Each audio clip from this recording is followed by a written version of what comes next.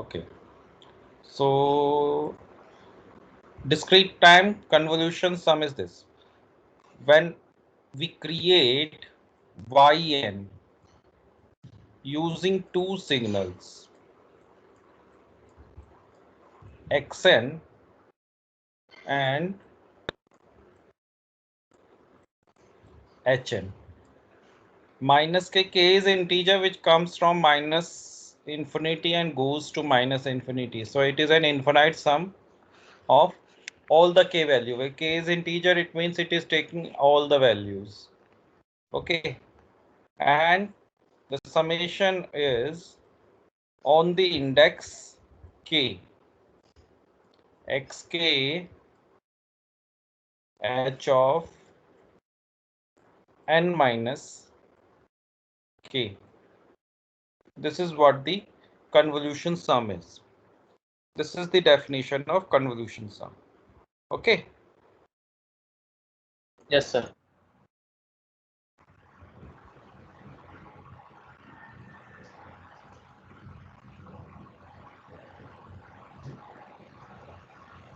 This is the definition of convolution sum. Now, and k is being dummy variable. K is, that means because k, the summation will be performed over k, so this will be a dummy variable. Overall it will be a function of n only. So therefore it will generate another function which will be called as yn. So yn is called convolution of xn and xk, and it is written like this. It is written like this: yn is equal to xn. Convolution is denoted by this asterisk donation, and yn is equal to x of HN होगा ना? xn and hn.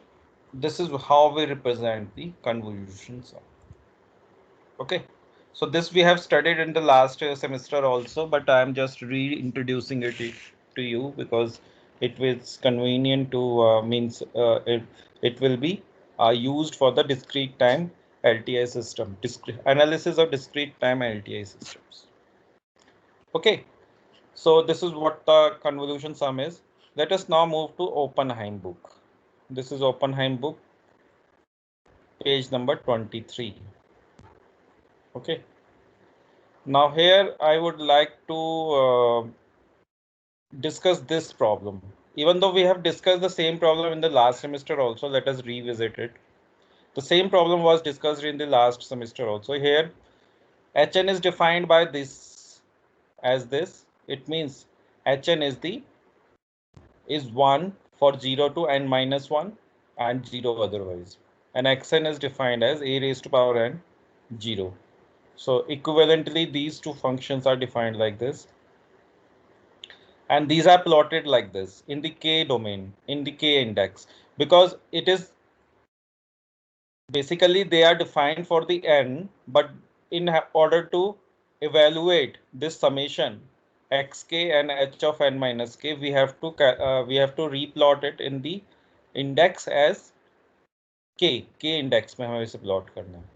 Okay, सो इसमें दोनों ही plot हुए हैं. एक तो hn plot हुआ है, hn को इसने सर्कल से दिखाया है, दिख रहा है सबको, और xk को क्रॉस से दिखाया, xk को क्रॉस से दिखाया. ये xk है और ये h है. ठीक है, ये सर्कल से और ये क्रॉस से, ये क्रॉस है, ये x है, ये x of n minus k है on the k axis. This is the case when n is less than 0, when this n is less than 0.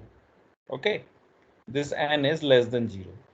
So as the n increases, देखिए इसमें is greater than 0, then there will be an overlapping. ये देखिए दो तीन samples की overlapping, एक तो ये ओवरलैप हुआ, एक ये ओवरलैप हुआ और एक ये ओवरलैप हुआ. ठीक है, ये केस 1 हो गया. ये हमने पहले भी डिस्कस किया हुआ है, अगर आप रिकॉल करेंगे तो. याद आ रहा है किसी को? जिसे याद आ रहा है वो वाई लिखे चैट बॉक्स में. लास्ट सेमेस्टर में हमने पढ़ाया ना ये कन्वोल्यूशन सम। किसी को नहीं आ रहा याद? प्रिंस को आ रहा है याद, बाकी सब कहाँ हैं?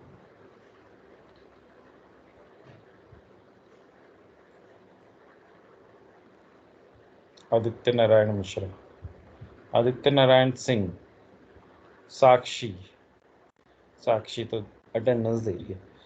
Okay, anyhow, so this will be the overlapping. Again, when n crosses to the right hand side, then the more overlapping will be there.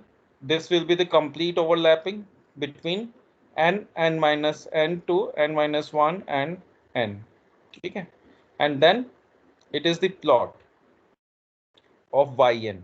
ये yn का प्लॉट है, यहाँ पे k लिखा गया है बट ये n है. ओके, ये yn का प्लॉट है.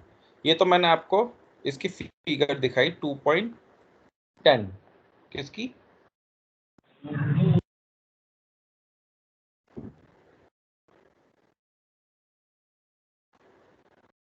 कौन सी बुक है?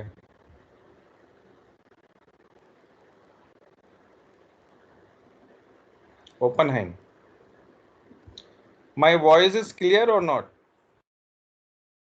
सर बीच में ब्रेक हो रही है सर थोड़ी सी.